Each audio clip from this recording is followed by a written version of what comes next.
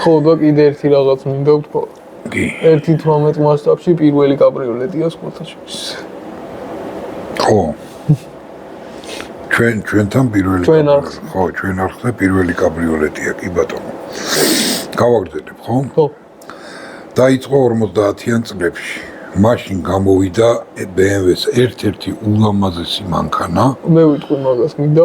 კი ბატონო. BMW 507. კი ბატონო. BMW 507.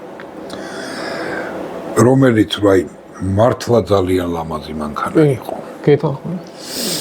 და აგრა სტიმული მიეცათ რა.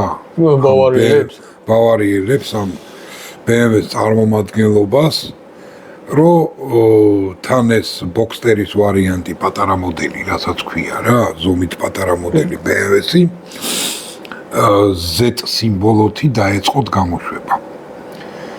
ანუ აიღეს 507-დან. ოღონდ თავიდან დაიწყეს Z1-ით. ხო. სადაც შემოიტანეს ეს ინოვაციები, როგორც ჩვევიათ BMW-ს წარმომადგენლობას რა, რომ ეს კარები რო დაბლა კარნიში შედის და ბევრი სხვა დანარჩენი რაღაცები, ხო?